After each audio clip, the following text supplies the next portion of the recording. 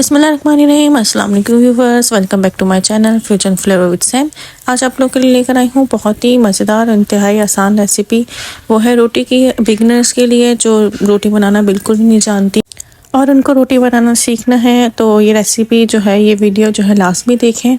और दूसरी उन बहनों के लिए है ये रेसिपी कि जिनके घर में रोज़ाना की गैस की परेशानी है कि रोटी बनाने में और खाना बनाने में गैस की प्रॉब्लम हो जाती है और किस तरह से हम मैनेज करें, किस तरह से हम रोटी को सेव कर सकते हैं, किस तरह से हम अपना टाइम बचा सकते हैं। तो ये रेसिपी उन लोगों के लिए लाजमी है। तो ये रेसिपी लाजमी फॉलो करें। इस रेसिपी से आपकी जो रोटियां हैं वो 2 दिन भी ऐसी सॉफ्ट रहती है, नरम मुलायम रहती हैं कि बस आपको सेव करना आना चाहिए। आप गर्म नहीं करेंगे और रोटी बिल्कुल फ्रेश है, ताज़ा है। तो इस रेसिपी को लाजमी ट्राई करें और मेरे चैनल को सब्सक्राइब करना ना भूलिएगा। तो चलिए शुरू करते हैं अपनी रेसिपी।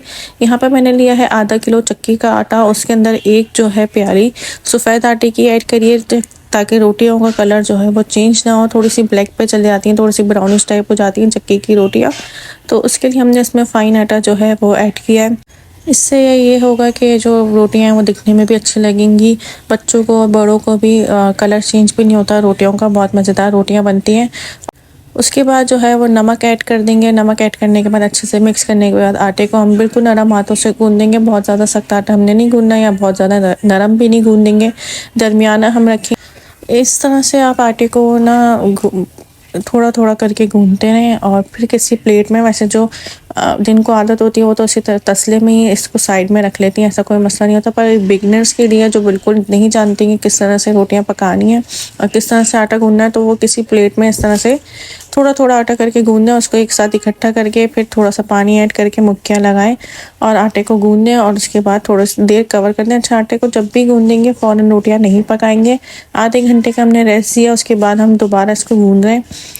इसी तरह से आपने करना है। अगर आप फ़ौरन आटे को गूंद के रोटियां पकाएंगे तो आटा जो है वो सही नहीं रोटियां पकती, उससे जो है फटा फटा रोटियां बनेंगी। तो इस बात का ख्याल रखें कि आधे घंटे के लिए रेस्ट दें आटे को और उसके बाद रोटियां पकाएं। और इसमें जो है हमने आटे को गूंदने के बाद सारे आटे को हमने पहले रोल किया, बेल लिया। उसके बाद हमने इसमें 2 टेबल स्पून जो है घी ऐड करके अच्छे से और फिर इसको एक दोबारा रोल किया और उसके बाद हमने इसको पेड़ा एक बना के रख दिया। अब इसी से हम इसको थोड़ी देर 10 मिनट कवर करेंगे और फिर 10 मिनट के बाद हम पेड़े बनाएंगे। इसके दरमियाने पेड़े बनाने हैं, बहुत ना छोटे हो ना बहुत ज़्यादा बड़े हों। रोटियां जितनी हम बड़ी बनाएंगे उतनी ही हमें पेड़े बनाने।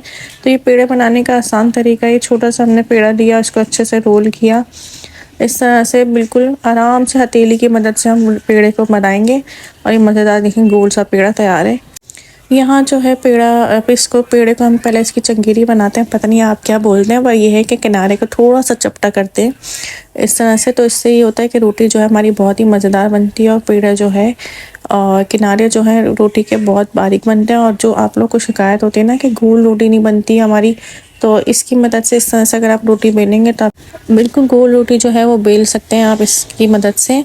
और जब मैंने शुरू में रोटियां बनाना शुरू की थी ना, तो मुझे भी काफ़ी मसला हुआ था। मुझे चंगेरी का समझ भी नहीं आती थी। मेरी मम्मा ने इतनी बनाना सिखाई कि इस तरह से हथेली की मदद से और अंगूठों की मदद से इसको पतला करते हैं किनारों को और फिर हम रोटी को बेलते हैं तो हम आराम से रोटी जो है बेल सकते हैं।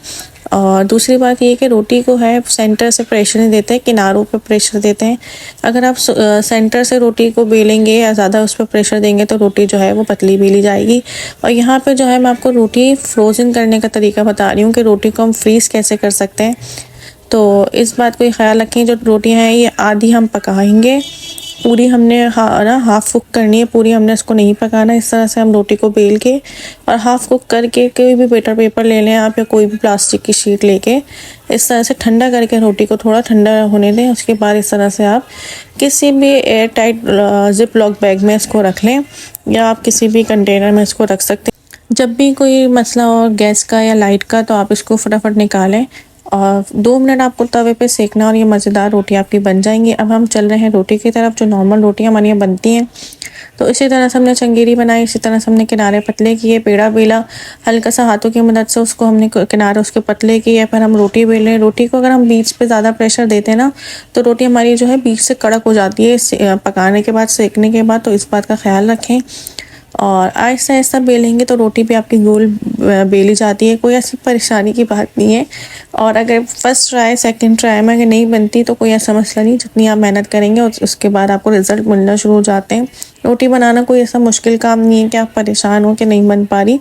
कोई भी शुरू में परफेक्ट नहीं होता, हर कोई सीखता है, प्रैक्टिस करता है, उसके बाद ही चीज़ें अच्छी बनती हैं। हर चीज़ को पता होता है। इस तरह से हमने दोनों साइड से पहले रोटी को सेका, फिर दोनों साइड से जब रोटी सिक जाएगी तो उसके बाद हम तवे को आधा हटा के चूल्हे पर से, चूल्हे की जो आग होती है उससे हम रोटी को सेकेंगे उसके किनारे, ताकि किनारे जो है वो कच्चे ना रहें। ये देखें झटपट मज़ेदार रोटी तैयार है। अब चलते हैं दूसरी तरफ, घी वाली रोटी की तरफ। घी वाली रोटी किस तरह बनती है, लोग काफ़ी परेशान होते हैं। रोटी हमने डाली तवे पे, उसके बाद हमने एक साइड पे घी लगा दिया, मतलब पकने नहीं देंगे, फ़ौरन हम घी लगा देंगे। इससे ये होता है कि रोटी जो है वो बहुत सॉफ्ट बनती है और ऐसी सॉफ्ट बनती है कि आप 2 दिन रख के भी ऐसे खाएंगे ना तो ये बिल्कुल आपको ऐसा लगेगा बिल्कुल अभी भी पकाई है। तो इस तरह से बनाएंगे घी वाली रोटी तो बहुत मज़ेदार घी वाली रोटी बनेगी। और ये देखें रोटी भी जो है फूलना शुरू हो गई है। आहिस्ता आहिस्ता जब रोटी पकना शुरू होती है तो उसको किनारे उसके हल्के हल्के दबाएंगे तो जो है वो फूलना शुरू हो जाएगी। और ये आपको रोटियां मैंने नॉर्मल बिगनर्स लेवल पर सिखाई हैं। ये फुल्का कोई नहीं है कि आप फूली हुई रोटियां जो होती हैं वो उसकी रेसिपी नहीं है। वो इंशाल्लाह किसी दिन आपसे वो भी शेयर करूँगी कि कैसे रोटियों को फुलाते हैं और कैसे फूली हुई रोटियाँ बनानी है और क्या उसके ट्रिक एंड टिप्स हैं। और ये जो नॉर्मल रोटियां हमारे घर में रोज़ाना बन रही होती है वही रोटियां हैं। देखें कितनी सॉफ्ट है, इसको आप मुट्ठी में भी दबा लेंगे तो बिल्कुल वैसी सॉफ्ट की सॉफ्ट रहेगी। और किसी भी इसको दस्तरखान में आप लपेट के किसी भी कपड़े में आप इसको लपेट के रखें 2 दिन भी। और अगर आप इसको ऐसे भी फ्रीज कर देंगे ना पकी हुई रोटियों को, या फ्रिज में रख देंगे और उसके बाद आप तवे पर गर्म करेंगे तो 2 दिन 3 दिन आराम से आपको सॉफ्ट रोटियां मिलेंगी। वीडियो अगर अच्छी लगी हो तो लाइक सब्सक्राइब शेयर करना ना भूलिएगा और अपना फीडबैक दिया करें लाजमी कि कैसी लगी आपको मेरी वीडियो। दुआ में बहुत ज़्यादा याद रखिएगा। अल्लाह हाफ़िज़।